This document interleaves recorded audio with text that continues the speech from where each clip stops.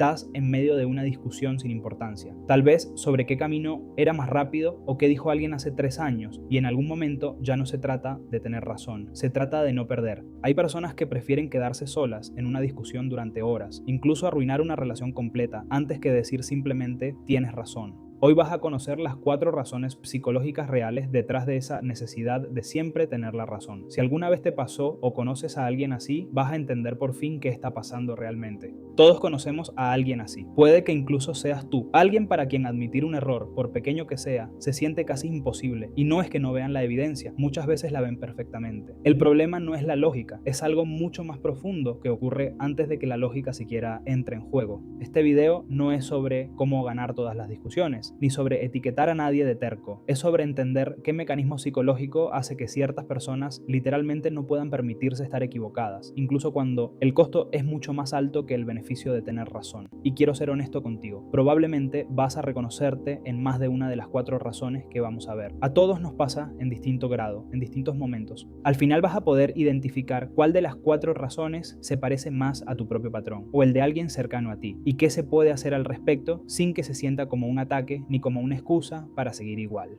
La primera razón tiene que ver con algo que el psicólogo Leon Festinger escribió en 1957, la disonancia cognitiva. Festinger descubrió que cuando 2 ideas chocan dentro de nuestra cabeza, por ejemplo, soy una persona inteligente y me acabo de equivocar en algo obvio, el cerebro no se queda cómodo con esa contradicción. Busca resolverla lo más rápido posible. Y la forma más rápida casi nunca es cambiar de opinión, es rechazar la evidencia. Piénsalo así, alguien defiende una predicción, un consejo que dio, o una decisión que tomó. Cuando los hechos empiezan a contradecirla, en vez de ajustar su postura, busca razones cada vez más elaboradas para seguir teniendo razón. No porque sea tonto, porque admitir el error significaría sostener, aunque sea por un segundo, la idea de que se equivocó, y esa sensación es más incómoda que defender una postura que ya no se sostiene del todo. Cuanto más público fue el error, una predicción hecha frente a otros, un consejo que varias personas escucharon, más fuerte es la necesidad de resolver esa incomodidad sin ceder terreno, porque ahora no solo está en juego lo que la persona piensa de sí misma, sino lo que cree que los demás piensan de ella.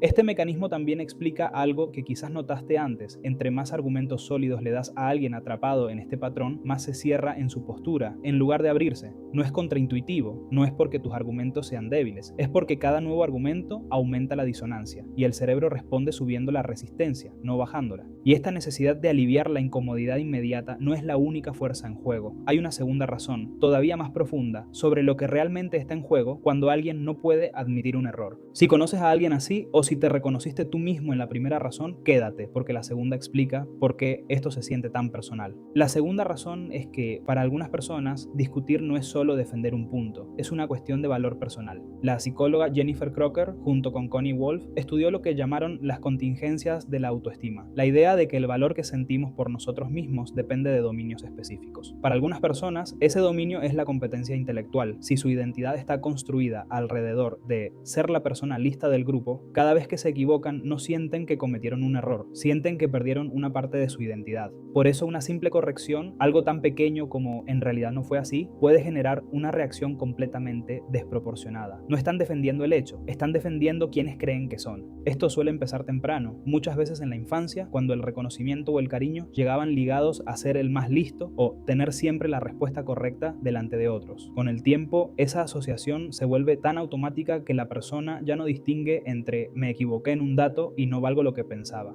Esto explica por qué discutir con estas personas se siente tan cargado emocionalmente, sin importar cuán trivial sea el tema real. La amenaza que sienten por dentro es la misma. Hable el tema de política o de una receta de cocina. Y esa amenaza tiene un efecto colateral importante. Entre más insegura se siente la persona en el fondo, más rígida se vuelve por fuera, precisamente para compensar esa inseguridad que nunca verbaliza. El problema es que muchas veces ni siquiera es consciente de que su autoestima está atada a algo tan frágil como tener siempre la razón. Y como esa conexión ocurre por debajo de la conciencia, cualquier intento externo de hacerle ver el error se procesa de entrada como un ataque a su identidad, no como información nueva sobre un hecho puntual. La tercera razón no tiene que ver con el ego, sino con lo incómoda que le resulta a algunas personas la incertidumbre. El psicólogo Arie Kruglansky describió lo que llamó la necesidad de cierre cognitivo, el deseo de tener una respuesta definitiva ante cualquier pregunta, y la incomodidad que produce la ambigüedad o la duda prolongada. Las personas con alta necesidad de cierre tienden a decidirse rápido, aferrarse a esa decisión y resistirse a reconsiderarla incluso frente a información nueva.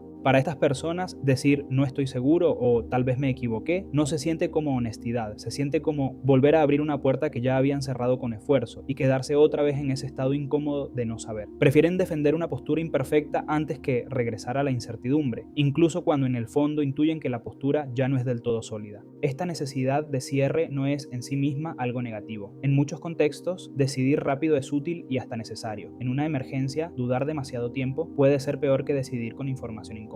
El problema aparece cuando esa misma necesidad se activa incluso en situaciones donde la certeza inmediata cuesta más, en términos de vínculo o de precisión, que la duda temporal. Kruglansky también observó que la necesidad de cierre tiende a subir bajo presión, cansancio, tiempo limitado o ruido de fondo. Eso explica por qué las mismas personas pueden ser más flexibles en una conversación tranquila y mucho más rígidas cuando están estresadas o apuradas. Y ahí llegamos a la cuarta razón, la que probablemente explica por qué entre más discutes con alguien así, más convencido parece de tener razón, aunque sientas que la evidencia está claramente de tu lado. Lo que viene ahora es, para muchas personas, la razón más difícil de detectar en sí mismas, porque no se siente como terquedad, se siente como tener razón, de verdad. La cuarta razón es que para cuando llegan a discutir contigo, muchas veces su cerebro ya dejó de buscar la verdad, está buscando confirmación. El psicólogo Peter Wason, en un experimento clásico de 1960, mostró que las personas tienden a buscar activamente información que confirme lo que ya creen e ignoran o descartan la que la contradice. A esto se le llama sesgo de confirmación y no es exclusivo de nadie en particular. Todos lo hacemos en algún grado. La diferencia está en qué tan consciente eres de que lo estás haciendo.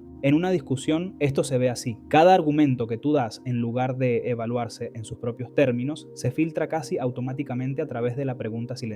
Esto confirma o amenaza lo que ya pienso. Si amenaza, el cerebro le resta importancia casi sin que la persona lo note de forma consciente. No es que estén mintiendo, es que genuinamente están procesando la misma información de una forma distinta a como tú esperarías que la procesaran. Y entre más tiempo lleva alguien defendiendo una postura en público, más fuerte se vuelve este filtro, porque ahora no solo protege una idea, protege también la coherencia de todo lo que dijo antes. Cambiar de opinión en ese punto significaría admitir no solo un error puntual, sino todas las decisiones construidas sobre ese error original, y eso es mucho más difícil de soltar que un solo dato equivocado. Y aquí quiero ser claro, porque no quiero que pienses que tener opiniones firmes es un problema. No lo es. Tener seguridad en lo que piensas, defender una postura con argumentos, incluso disfrutar de un buen debate, nada de eso es la señal de la que hablamos hoy. El problema no es tener razón, es necesitar tenerla, incluso cuando el costo es más alto que el beneficio. Es cuando defender una opinión sobre un restaurante o una ruta de tráfico se vuelve más importante que la relación con la persona con la que estás discutiendo. La diferencia está en qué tan flexible es tu identidad frente a información nueva. Alguien seguro de sus ideas puede cambiar de opinión sin sentir que perdió algo importante en el proceso. Alguien atrapado en esta necesidad no puede, porque para esa persona cambiar de opinión no se siente como aprender, se siente como perder, incluso cuando nadie más en la conversación lo está viendo así. Una forma simple de notar la diferencia en ti mismo. Pregúntate qué tan rápido te incomoda que alguien no esté de acuerdo contigo. Si la incomodidad aparece casi de inmediato, antes incluso de escuchar el argumento completo, probablemente no es la idea lo que estás protegiendo. Con esto en mente, hay 3 cosas concretas que puedes hacer, ya sea que te hayas reconocido en alguna de estas señales o que estés pensando en alguien más mientras ves esto.